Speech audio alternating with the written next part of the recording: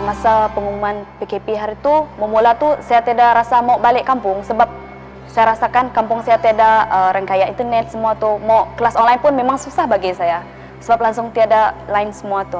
Okey, memang saya perancangan pertama saya memang mau stay di Tanjung Malim je sampai sehabis SEM ni.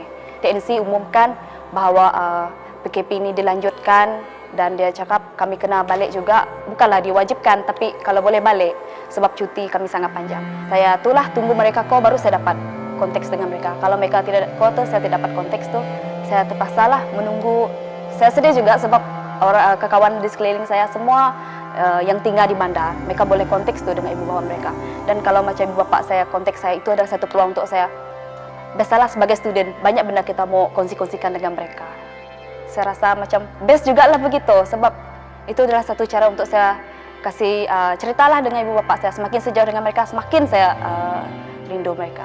Saya ingin itulah membawa adik-adik saya berjaya juga. Kadang-kadang pun orang di sekeliling saya, sepupu saya, saudara mara, memang saya kasih nasihat tu, belajar bagus-bagus. Sebab saya cakap makin kamu belajar jauh, makin banyak pengalaman kamu tahu.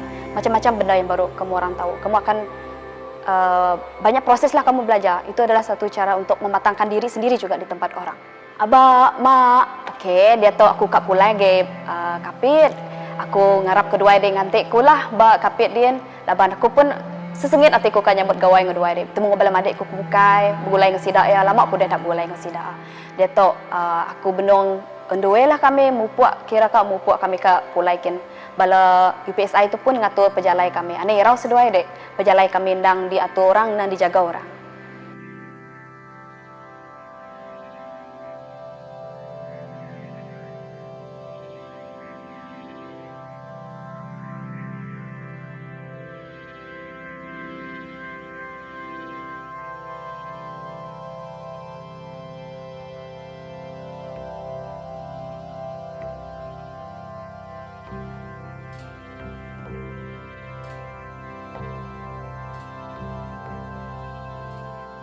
Okey, disebabkan saya study di Tanjung Malim sini, kalau saya mau balik kampung saya di Kapit tu, okey, dari Tanjung Malim ni saya pergi macam yang prosedur kami sekarang ni, kami jumpa di Dewan dululah, kami kasih berkumpul.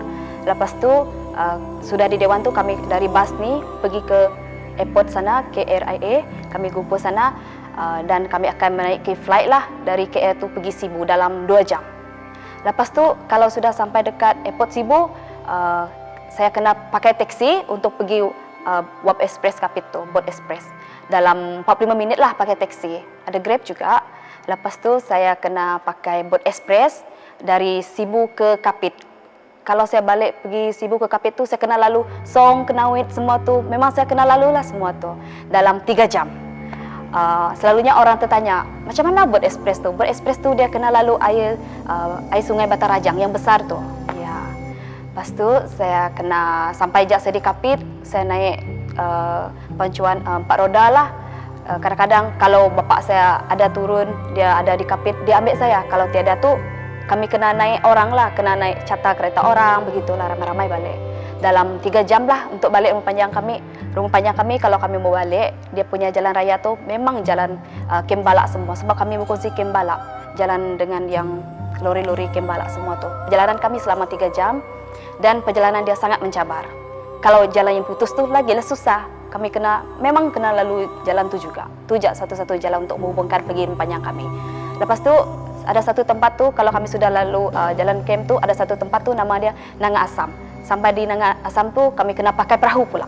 Pakai perahu tu mencabar juga. Kalau air besar bahaya juga, kena pakai jaket keselamatan. Kalau air yang kecil tu terpaksa pula heret perahu. Itu adalah sangat mencabar juga. Lebih-lebih lagi kalau kita lambat sampai di Nanga Asam tu malam balik, terpaksalah pakai lampu semua tu untuk kasih nampak jalan air sungai begitu. Kalau yang deras tu memang susah sikit lah. Lepas tu dalam 25 minit lah sampai dari rumah panjang kami. Jadi ini saya rasa adalah satu pengorbanan, satu keisanan daripada pihak KPT yang memang menjaga kebajikan pelajar-pelajar, di mana sehingga sejauh mana pun mereka tinggal di kawasan pedalaman maupun di kawasan bandar dan sebagainya, urusan mereka akan diurus sebaik mungkin oleh IPT-IPT yang terlibat dan juga LO-LO yang dilantik.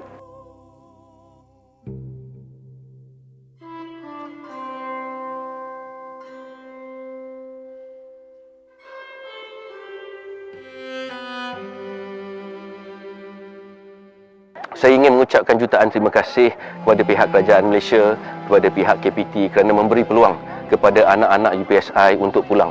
Dan sesungguhnya mereka semua sangat berterima kasih kerana dapat bersua bersama dengan keluarga tercinta despite kawalan pergerakan dan sebagainya. Jadi bagi saya ini adalah satu perjuangan yang murni, ini adalah satu pengorbanan yang murni, dan pastinya seluruh anak-anak di UPSI menghargai inisiatif murni kerajaan ini, dan insya-Allah kami akan berusaha untuk menjadi warga negara yang terbaik. Seterusnya mereka bakal menjadi guru yang akan memberikan insya-Allah pendidikan yang terbaik kepada anak-anak di luar sana, dan dengan pengorbanan yang dicurahkan oleh KPT ini sedikit sebanyak-sebanyak telah menyentuh hati dan perasaan mereka dan mengajar mereka tentang erti pengorbanan dan juga tanggungjawab.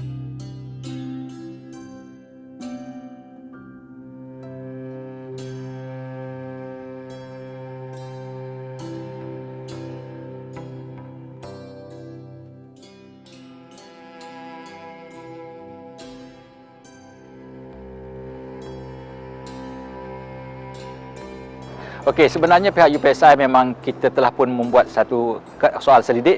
Kita dapati lebih kurang 12 hingga 20% pelajar-pelajar yang sukar untuk mendapat liputan ataupun coverage. Kalau ada pun susah, kadang-kadang ada, kadang-kadang tak ada. So apa yang telah dilakukan oleh pihak UPSI secara khusus, kita telah membuat beberapa pilihan. Di antara pilihan yang telah kita gunakan kepada pelajar-pelajar yang berada di jauh di dalam kawasan pedalaman yang tidak ada liputan internet dan sebagainya, kita menghantarkan nota-nota kepada mereka, di mana nota-nota itu kita masukkan dalam thumb drive, pen drive, dan kita hantar kepada mereka. Dan dalam masa yang sama, sekiranya mereka menghadapi masalah elektrik dan sebagainya, kita juga menggunakan nota-nota yang kita hantar push kepada mereka. Dan kita menggunakan kaedah yang pernah dibuat di dalam negara kita, iaitu push adabi. Pada satu ketika dulu kepada pelajar-pelajar di luar bandar yang ingin mengulang kaji pelajaran kita membuat kaedah yang sama, dan kita punya kaedah ataupun falsafah kita tidak ada seorang pun dalam kalangan kita, pelajar kita, yang tertinggal dalam konteks pembelajaran. So far, kita telah pun menghantar thumb drive, kita pun telah post, dan kita tidak mendapat apa-apa komen lagi. So, sekiranya ada maklumat-maklumat yang kata muncul di kemudian hari, kita akan menyelesaikan dalam konteks yang pilihan yang kita buat sebentar tadi.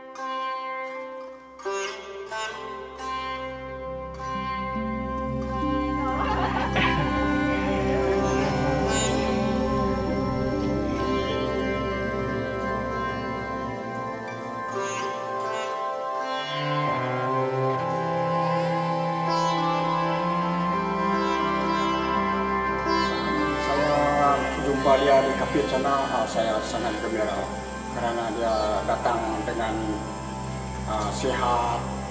Tengok dia tidak ada apa-apa lah, tidak ada masalah dari Semenanjung sana. Dia uruskan boleh kerjaan dari sana sampai di kampung sini. Saya tengok dia baik sekali, bagus, tidak ada apa-apa, tidak ada masalah. Saya senang hati karena sudah datang ke rumah. Selama dia tinggal 3 bulan di sini. Kami adik Sandra, kami sangat bergembira karena dia dapat pulang ke rumah panjang karena sudah lama tidak berjumpa.